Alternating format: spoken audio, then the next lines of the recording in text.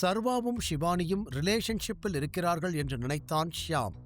ஏனென்று தெரியவில்லை, சர்வாவை பார்த்ததும் அவனுக்கு கோபம் வந்து சர்வாவை நோக்கி கோபமாக நடக்கத் தொடங்கினான். ஷியாம் தன்னை அடிக்கப் போகிறான் என்று சர்வா உணர்ந்தான். அதே சமயம் ஷியாம் கையை உயர்த்தி சர்வாவிடம் வந்து அவனை குத்துவதற்கு பதிலாக அவனை நோக்கி ஒரு விரலைக் காட்டி, நீ இவள ஷாப்பிங் கூட்டிட்டு வந்தியா இல்ல அவ உன்னை இங்க ஷாப்பிங் கூட்டிட்டு வந்தாளா என்று கேட்டான். சர்வா அதற்கு பதிலளிக்கும் முன் ஷியாம் ஷிவானியை பார்த்து, எனக்கு தெரியும் நீதான் இவனை இங்க கூட்டிட்டு வந்திருப்ப, இல்லனா இவனால இந்த கடையில கால் கூட வைக்க முடியாது என்றான். ஷியாம் உண்மையில் ஒரு கோடீஸ்வரன், ஆனால் அதைவிட பெரிய ஷாப்பிங் அடிக்ட். ஷிவானி அவனை பார்த்து, போதும் ஷியாம், இதோட நிறுத்து என்று கத்தினாள். அதைக் கேட்ட ஷியாம் ஒரு கணம் ஷிவானியை உற்று பார்த்துவிட்டு அங்கிருந்த சேல்ஸ் பர்சனிடம் திரும்பி, இவனை இங்கிருந்து உடனே வெளியே அனுப்புங்க, இவன் பாக்கெட்ல 10 பைசா கூட இருக்காது, ட்ரெஸ்ஸை விடுங்க, இவனால இங்க இருக்கிற ஒரு கேரி பேக் கூட வாங்க முடியாது என்றான். அதைக் கேட்ட ஷிவானி ஷியாமை நோக்கி கோபமாக கத்தி அவனை அறைய முன்னோக்கி வந்தாள். ஆனால் சர்வா அவள் கையை பிடித்து நிறுத்தினான். அவன் அவளை பார்த்து ஒரு கணம் சிரித்துவிட்டு அவன் கையை அவன் பாக்கெட்டில் வைத்து ஷியாமை நோக்கி நடந்து வந்து அவனிடம், ஓ, நீ அவ்வளோ பெரிய ஆளா, ஓகே, நாம 2 பேரும் ஒரு டீல் போட்டுக்கலாம் என்று கேட்டான். ஷியாம் ஒரு கணம் அவனை மேலும் கீழும் பார்த்து, டீலா, நீ என்ன பேசிக்கிட்டு இருக்க என்று கேட்டான்.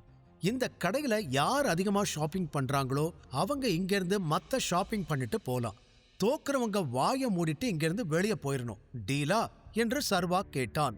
அதைக் கேட்ட ஷிவானி ஆச்சரியத்துடன் சர்வாவை பார்த்தாள். அந்த புட்டீக்கில் உள்ள மிகவும் விலை உயர்ந்த பொருள் சர்வாவின் முழு வருட வருமானத்தையும் அழித்துவிடும். இருப்பினும் சர்வாவால் இந்த சூழ்நிலையை கையாள முடியும் என்பதையும் ஷிவானி உணர்ந்தாள். அவள் மனதில் எங்கோ ஒரு மூலையில் சர்வா மிகப்பெரிய பணக்காரன் என்றும் வேண்டுமென்றே ஒரு ஏழை போல் நடிப்பதாகவும் உணர்ந்தாள். மறுபுறம் சர்வாவின் டீல்களைக் கேட்டதும் ஷியாம் சத்தம் போட்டு சிரித்தான். அவன் வயிற்றை பிடித்து சிரித்துக்கொண்டு, டேய், நீ என்ன பேசிக்கிட்டு இருக்கேன்னு உனக்கு புரியுதா? இந்த கடையில் இருக்கிற யார்கிட்ட வேணும்னாலும் போய் நான் யாருன்னு கேளு, அவங்க சொல்லுவாங்க நான் யாருன்னு என்றான்.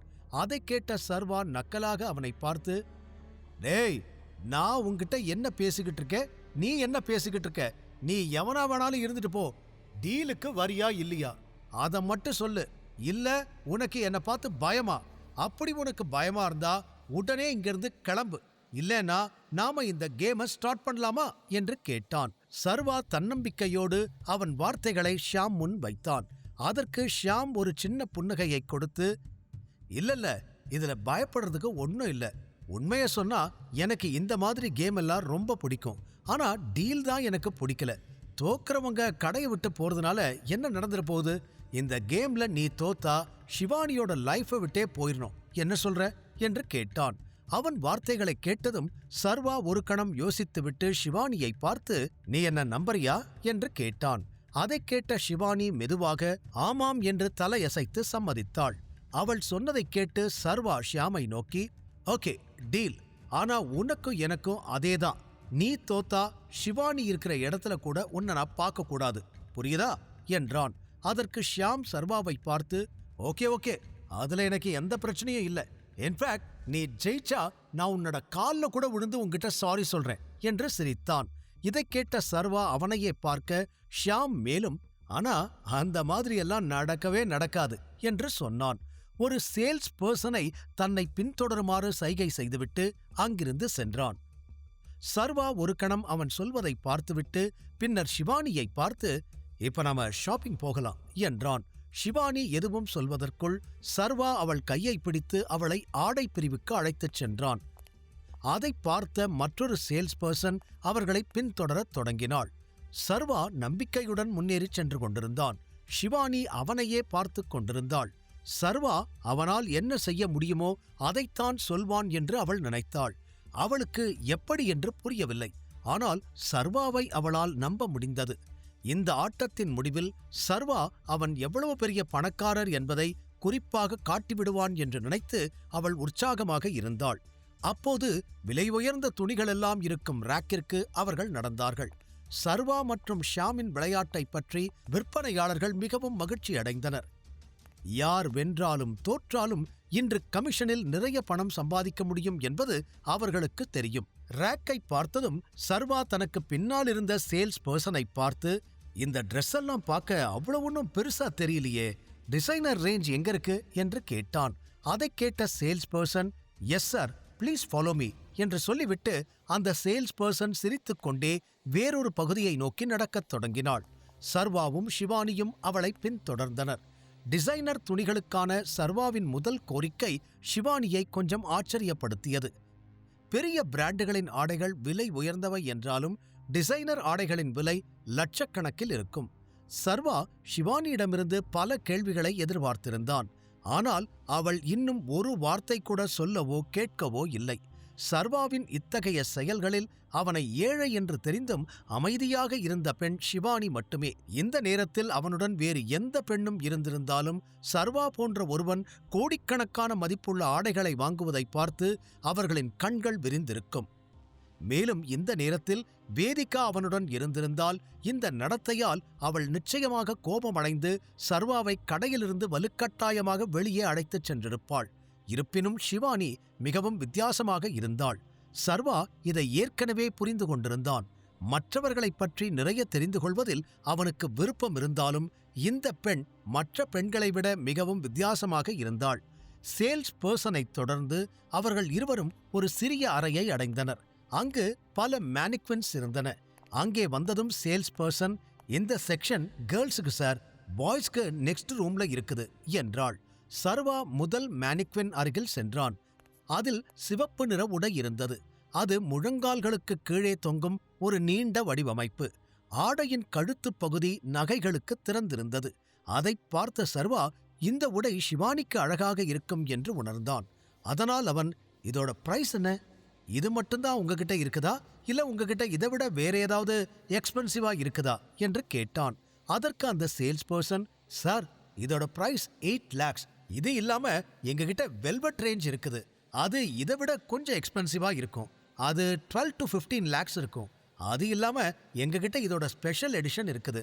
ஆனா அதோட பிரைஸ் ரொம்ப ரொம்ப எக்ஸ்பென்சிவா இருக்கும் என்றாள். அதை கேட்ட சர்வா லேசான புன்னகையுடன், அப்படின்னா அந்த ஸ்பெஷல் எடிஷனை எடுத்துட்டு வாங்க என்றான். அதற்கு அந்த சேல்ஸ் பர்சன் ஒரு ஆழ்ந்த மூச்சை எடுத்துவிட்டு உடனடியாக அவன் கேட்ட அந்த ட்ரெஸ்ஸை எடுத்து வந்தாள்.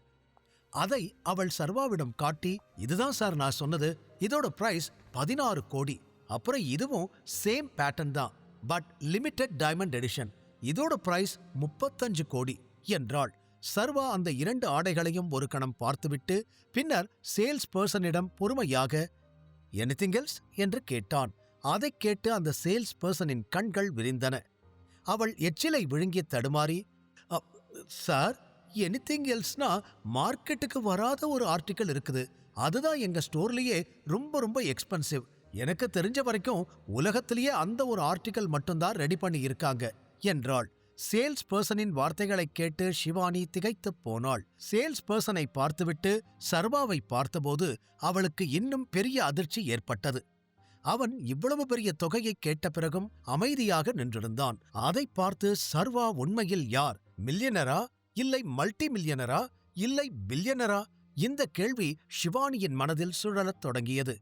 அப்போது சர்வா ஒருவித ஆர்வத்துடன், ஆனா ஏன், ஐ மீன், இந்த உலகத்திலேயே அது ஒன்னே ஒன்று மட்டும் இருக்கிறதுக்கு என்ன ரீசன் என்று கேட்டான். சர்வாவுக்கு அந்த உடையின் விலையில் எந்த பிரச்சனையும் இருக்கப் போவதில்லை. ஆனால் சர்வா இந்த உடையின் சிறப்பு என்ன என்பதை அறிய விரும்பினான். அதற்கு அந்த சேல்ஸ் பர்சன், ஆக்சுவலி சார், அந்த ட்ரெஸ் ரொம்ப ரொம்ப ஸ்பெஷல். அது ஏன் ரொம்ப எக்ஸ்பென்சிவ்னா, அதுல ரேர் டைமண்ட்ஸ் வச்சு எம்ப்ராய்டரிங் பண்ணிருக்காங்க. அதுவும் இல்லாம அதை ரெடி பண்ண ரொம்ப டைம் எடுக்கும். அதனால தான் இப்ப வரைக்கும் அது ஒன்று மட்டும்தான் ரெடி பண்ணிருக்காங்க. அதே மாதிரி இன்னொன்னு ரெடி பண்றேன்னு சொல்லிருக்காங்க. ஆனா சார், ஹானஸ்டா சொல்லணும்னா, நான் இந்த இண்டஸ்ட்ரியில ரொம்ப நாள் இருக்கேன். அந்த மாதிரி இன்னொன்னு ரெடி பண்ணணும்னா குறைஞ்சபட்சம் 5 to 6 years ஆகும் சார் என்றாள். சர்வாவும் ஷிவானியும் அவள் சொல்வதை கவனமாக கேட்டுக்கொண்டிருந்தனர். அந்த சேல்ஸ் பர்சன் மேலும், சோ அதே மாதிரி இன்னொன்னு ரெடி பண்ணுவாங்கன்னு எந்த கேரண்டியும் இல்லை சார். அதுவரைக்கும் இந்த உலகத்துல அது ஒன்னே ஒன்று மட்டும்தான் இருக்கும் என்றாள். அதற்கு சர்வா சரி என்று தலையசைத்து, அது எல்லாம் ஓகேதா, இப்ப நாம் அதை பார்க்க முடியுமா இல்ல முடியாதா என்று கேட்டான். அதைக் கேட்ட சேல்ஸ் பர்சன் சர்வாவை ஒரு கணம் அப்படியே பார்த்தாள். சர்வா 5 அல்லது 10 லட்சம் மதிப்புள்ள சில ஆடைகளை வாங்கிவிட்டு போய்விடுவான், தனக்கு ஒரு நல்ல கமிஷன் கிடைக்கும் என்று அவள் ஆரம்பத்தில் நினைத்திருந்தாள். ஆனால் இப்போதைக்கு சர்வா விலை உயர்ந்த ஆடைகளைப் பற்றி மட்டும்தான் விசாரித்துக் கொண்டிருந்தான். நேரத்தை வீணடிக்க மட்டுமே சர்வா இதையெல்லாம் செய்கிறான் என்று அவள் நினைத்தாள். அதே சமயம் அவன் ஆலியா முகம் அச்சிடப்பட்ட ஒரு ஸ்கின் கேர் பிராண்டின் டி-ஷர்ட்டை மட்டும்தான் அணிந்திருந்தான். இதைத் தவிர ஷாமைப் போல பணக்காரன் என்று காட்டக்கூடிய எந்த ஒரு விஷயமும் சர்வாவிடம் அப்போது இல்லை. அந்த சேல்ஸ் பர்சன் இப்போது அவளுடைய கமிஷனைப் பற்றி கவலைப்பட்டாள். சர்வாவுக்கு பதிலாக ஷாமுடன் சென்றிருக்க வேண்டும் என்று அவள் உணர்ந்தாள். எக்ஸ்கியூஸ் மீ, நீங்க ஓகேவா என்று சர்வா அவளை அவள் எண்ணங்களிலிருந்து வெளியே கொண்டு வர கேட்டான்.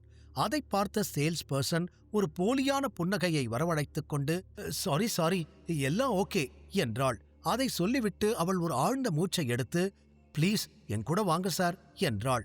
பின்னர் அந்த சேல்ஸ் பர்சன் திரும்பி மற்றொரு அறைக்குள் சென்று சில படிக்கட்டுகளில் ஏறினாள். சர்வாவும் ஷிவானியும் அவளை பின்தொடர்ந்து முந்தைய அறையைப் போலவே இருந்த இன்னொரு அறைக்குள் சென்றனர். ஆனால் அவர்கள் அந்த அறைக்குள் நுழைந்தபோது அந்த இடமே இருட்டாக இருந்தது. அங்கிருந்த சுவர்களும் விளக்குகளும் வேறு விதமாக இருந்தது.